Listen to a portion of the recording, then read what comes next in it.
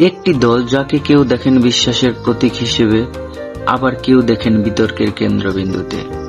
বাংলাদেশ জামাত ইসলামী এক দীর্ঘ ইতিহাস, আদর্শ ও সংগ্রামের নাম। সময়ের পালাবদলে এই দল কখনো ক্ষমতার কেন্দ্রে, আবার কখনো বিতর্কের ঘূর্ণিপাকে। আজ আমরা খুঁজব এই দলের ইতিহাস, তাদের আদর্শ এবং বাংলাদেশের রাজনীতিতে তাদের অবস্থান। গল্পের শুরু 1941 সালে ব্রিটিশ ভারতের লাহোরে। ইসলামী চিন্তাবিদ সৈয়দ আবুল আলা মওদুদী প্রতিষ্ঠা করেন জামাত ইসলামী। তার লক্ষ্য ছিল স্পষ্ট, ইসলাম ভিত্তিক সমাজ ও রাষ্ট্র প্রতিষ্ঠা করা। জামাত ইসলামী চায় এদেশে আল্লাহর আইন এবং সৎ লোকের শাসন কায়েম করতে। রাজনীতি নয়, বরং ইসলামী জীবন ব্যবস্থা যেখানে ন্যায়, নৈতিকতা ও মানবতার সমন্বয় থাকবে। আমরা জামাতে ইসলামের প্রতিষ্ঠা চাই না, ব্যক্তি শফিকুর রহমান, খলিলুর রহমান, আব্দুল হামিদ, আব্দুল মালিকের প্রতিষ্ঠা চাই না, আমরা আল্লাহর দ্বীনের প্রতিষ্ঠা চাই। 1947 সালের ভারত ভাগের পর পূর্ব পাকিস্তানে গড়ে ওঠে এই আন্দোলনের নতুন অধ্যায়, পূর্ব পাকিস্তান জামাত ইসলামী। এখানেই শুরু হয় বাংলাদেশের অধ্যায়।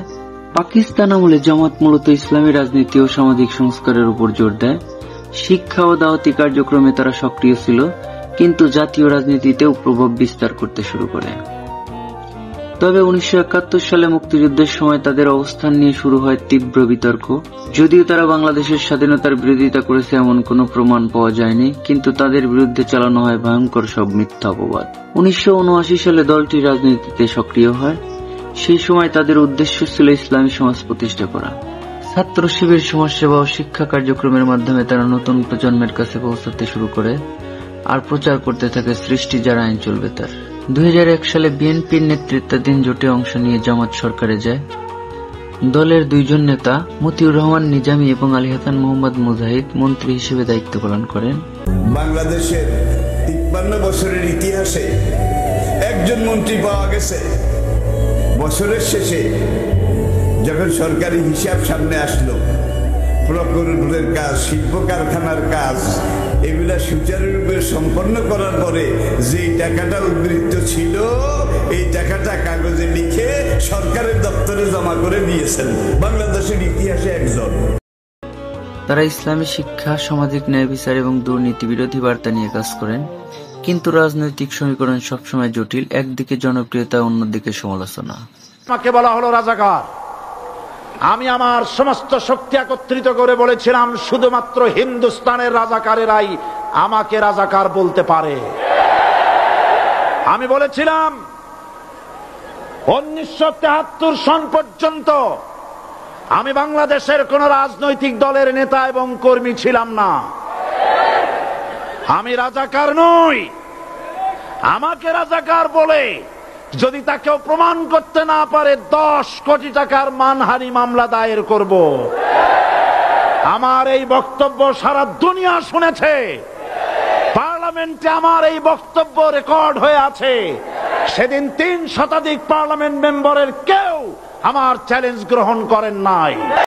2010 সালের পর যুদ্ধাপরাধের অভিযোগ এনে জামাতের শীর্ষ নেতাদের বিরুদ্ধে বিচার শুরু হয়। এটা ছিল চরম রাজনৈতিক প্রতিহিংসা, যার জন্য অনেক মেধাবী নেতাকে জীবন দিতে হয়, যারা ছিল এক একটা রত্ন। তার মধ্যে অন্যতম ছিলেন মৌলানা দেলোয়ার হোসেন সাঈদী, আলী হাসান মোহাম্মদ মুজাহিদ, মতিউর রহমান নিজামী, অধ্যাপক গোলাম আজম, কাদের মোল্লা।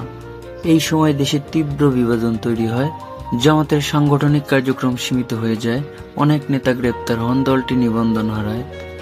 শিক্ষা, দান, খয়রাত, ইসলামী আদর্শ প্রচার, এসব মাধ্যমে তারা জনগণের সাথে সংযোগ রাখছে।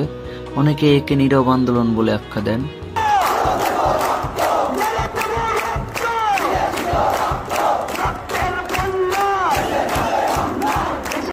কিন্তু 36 জুলাই অর্থাৎ 2024 সালের 5ই আগস্টের পর এরা আবার সক্রিয় হয়ে ওঠে।